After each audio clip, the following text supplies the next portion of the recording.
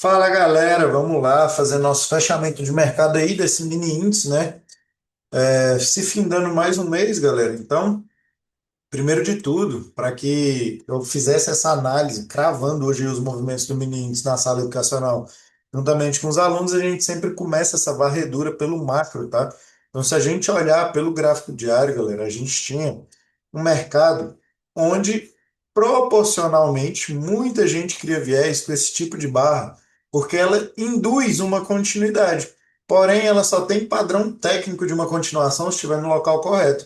No lugar errado, ela vai te fazer o movimento contrário em termos, ela te traz uma manipulação.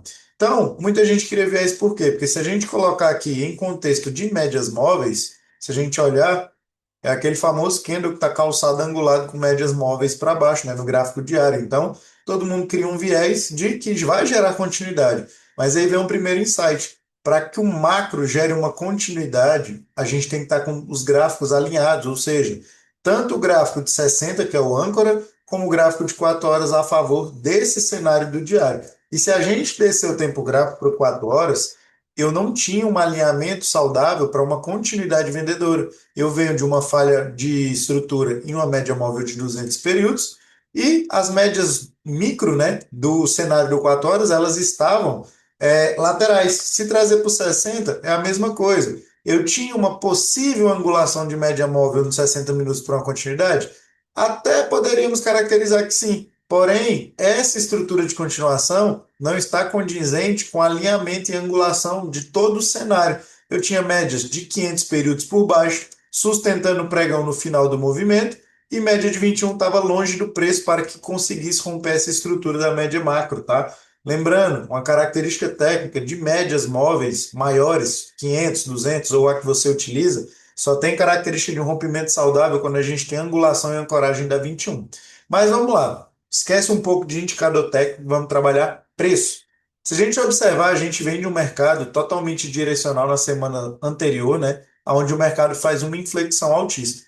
Para que esse movimento seja perdido, ou seja, para que ele frustre, para que ele falhe, a gente precisa quebrar a estrutura, a gente precisa trabalhar abaixo do último movimento. Então está muito longe ainda disso acontecer. Então o que, que eu tenho como característica? Este movimento anterior, existe uma defesa nele.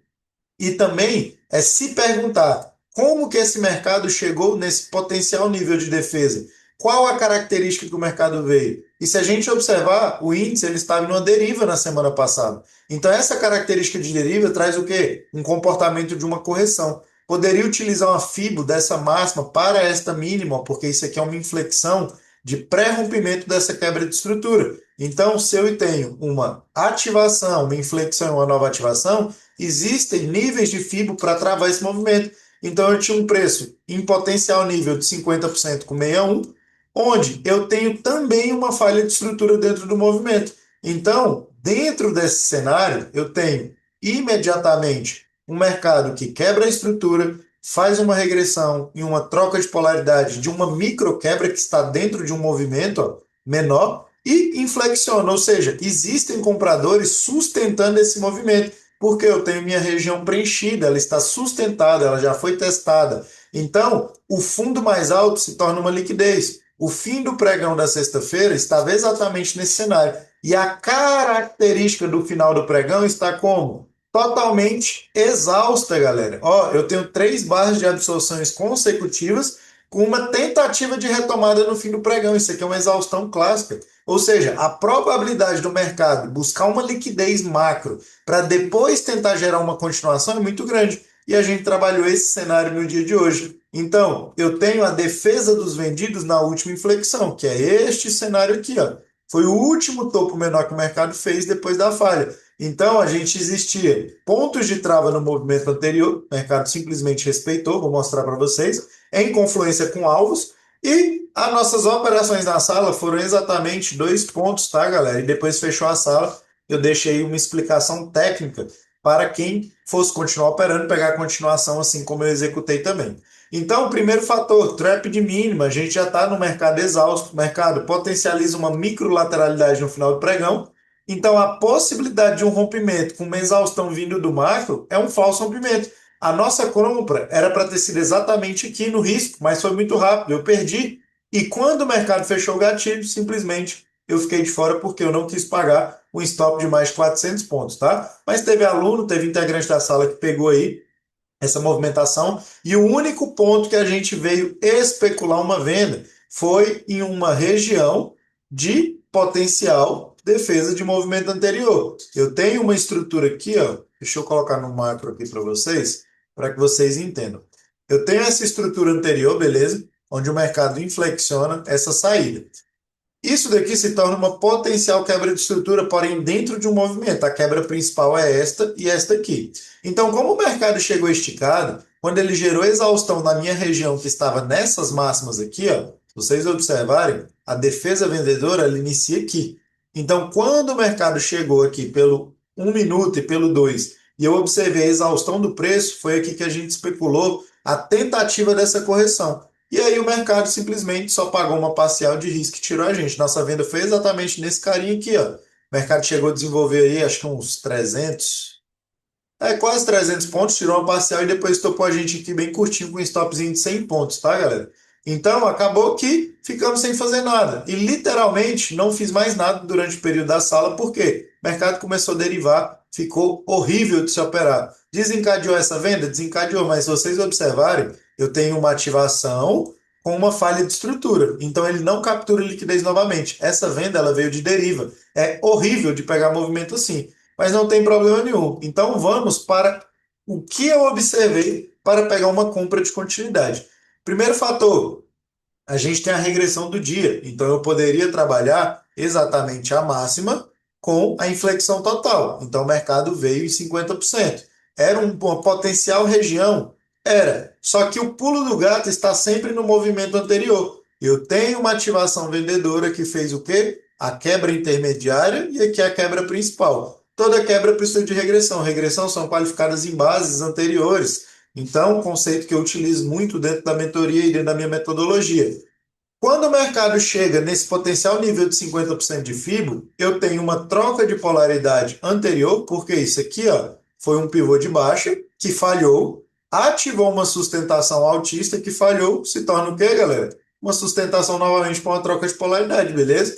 Então, basicamente, o mercado cai direto e reto, com fluxo direcional. Se a gente utilizar conceito básico de médias móveis, aqui, ó, deixa eu colocar pelo 60, eu tinha a sustentação das 200 dos 5 minutos, que reflete o quê? A 21 dos 60 na mesma região. Se eu subir aqui para o 15, deixa eu, ó, eu tinha a média de 50 um pouco mais abaixo, eu tinha a 200 do 15, eu tinha a angulação do primeiro teste da média de 9 períodos, que diz muito sobre uma saída compradora, e no 60 eu tinha a sustentação da 21 com a 9 também, e a 200 flat, não tem tanta referência, mas era um potencial nível que poderia segurar o preço, tá? Pelo 2 minutos, a mesma coisa. Óbvio, no 2 eu só utilizo médias macro, eu utilizo as 500 e as 200. As médias curtas não diz muito para a gente, tá? Então, no gráfico que eu opero, só tem as duas médias maiores. E o mercado chega nesticado, com um fluxo direcional, muito difícil continuar caindo. É muito difícil, em região ainda de trava.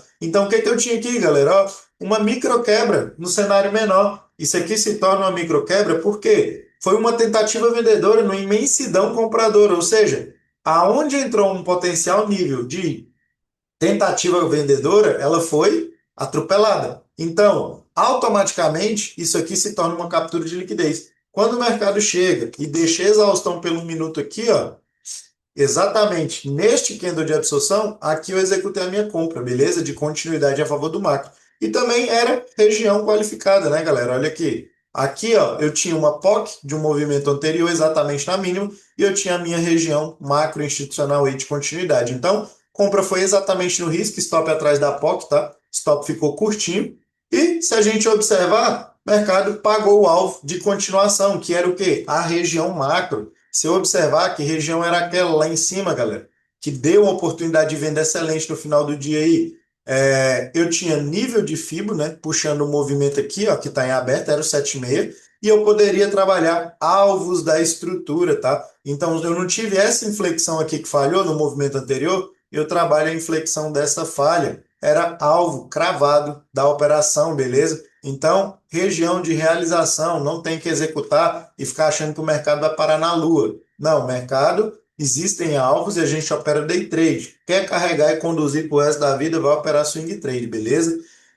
A gente poderia trabalhar também a projeção dessa falha de estrutura intermediária, porque o mercado trabalhou aqui, ó, uma tentativa de continuidade que foi frustrada. Então, eu poderia trabalhar a projeção dessa microestrutura lá para cima, ó, cravou alvo também. Então, tinha muita confluência com retração do movimento anterior. E o conceito básico, galera, era a região de tentativa de quebra anterior aqui, ó. O mercado estava na proximidade, estava muito exausto. A gente teve uma virada na correlação aí, nesse horário, muito forte.